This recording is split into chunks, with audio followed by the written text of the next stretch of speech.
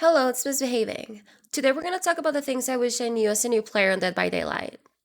As you know, Dead by Daylight is an asymmetrical horror game, specifically 4 survivors versus 1 killer, or a 4v1, where the survivors are trapped in a location, and in order to escape, they need to repair 5 generators to be able to activate the exit doors.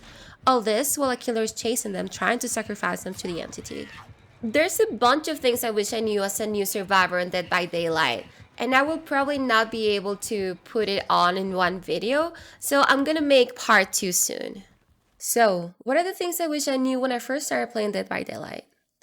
Number 1. First person perspective versus third person perspective.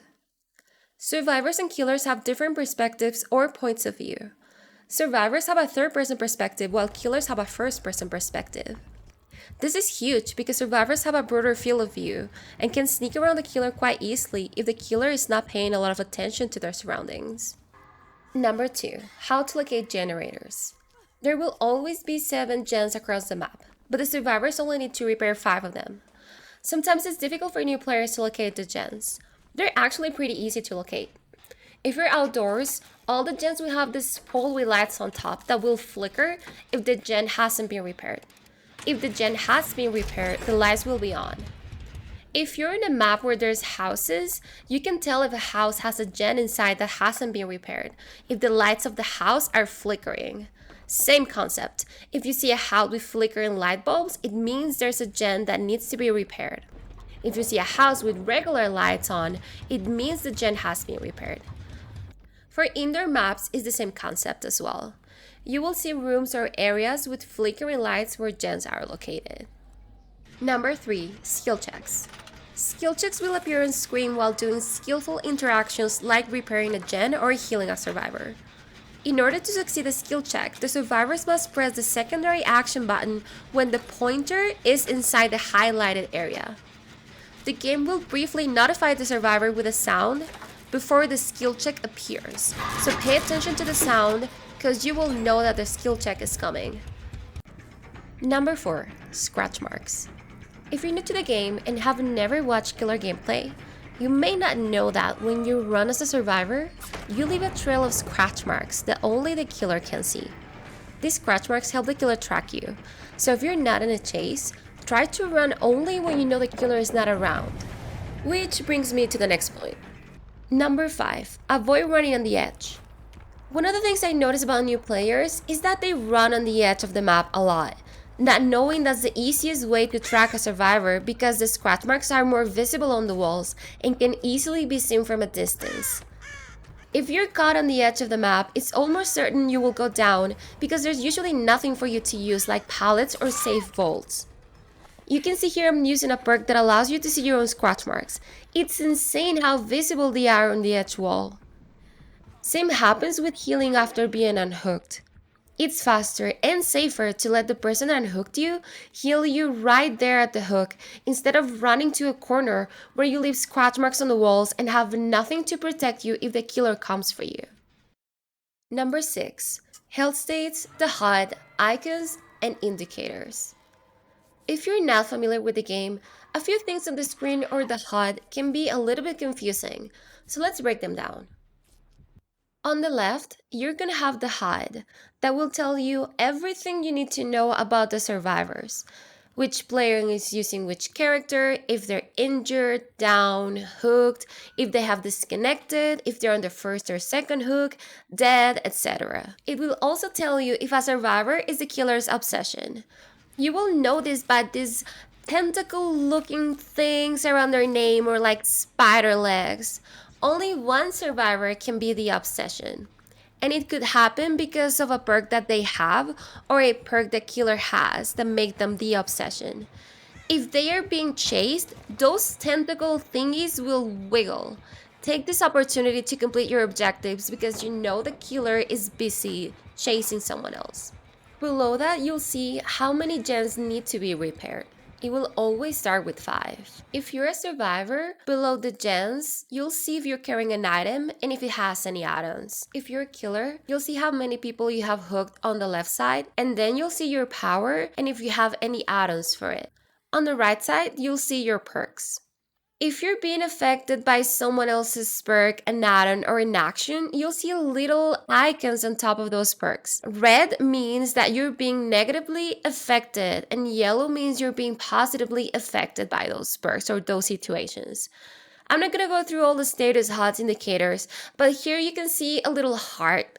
It means I'm exhausted and I cannot do or perform any exhaustion perks like balance landing or sprint burst until I've been recovered from my exhaustion. Here you can also see that I'm being positively affected by Lithe, the perk that I'm using. Sometimes you'll see little icons on the left side of the perks. Those icons are someone else's equipped perks or add-ons that affect you in a negative or positive way.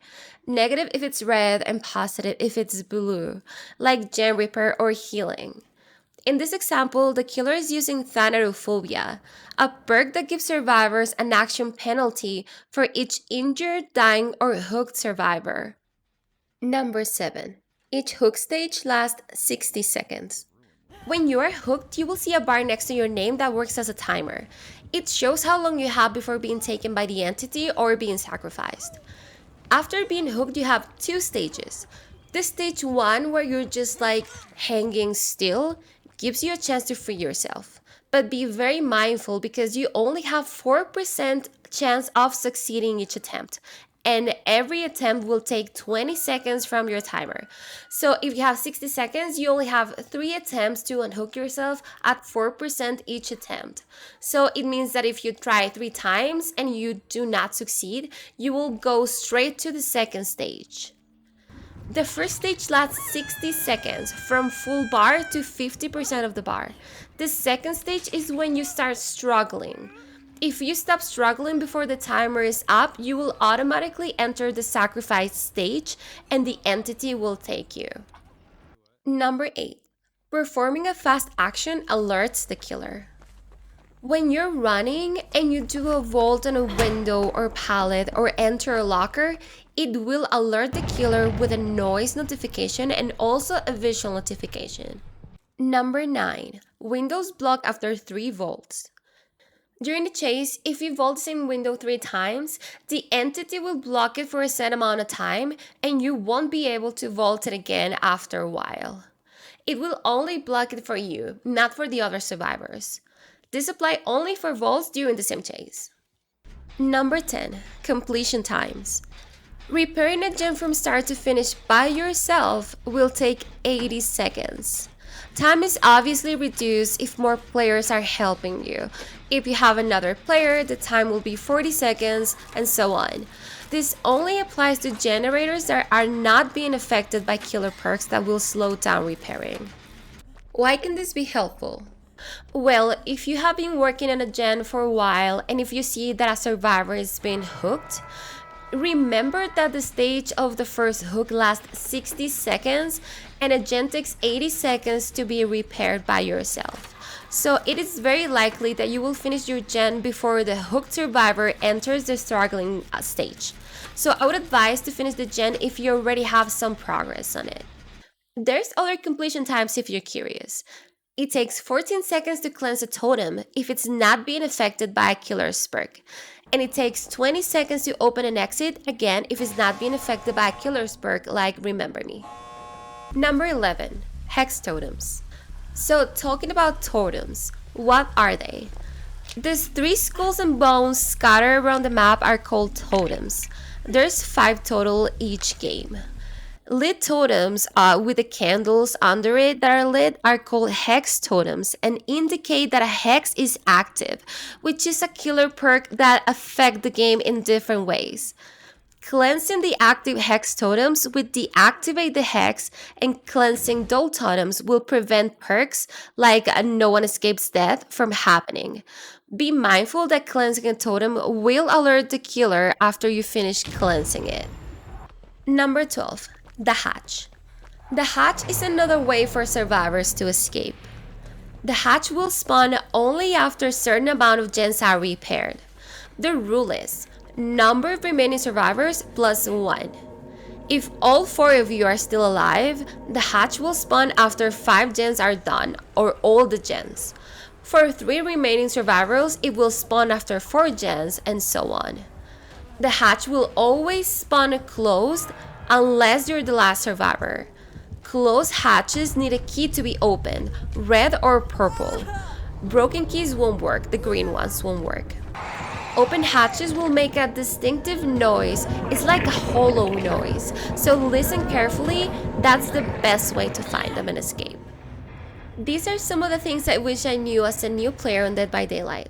I hope it was helpful. I will make part 2 soon and also another video with tips on the game. Thank you so much for watching and I'll see you soon!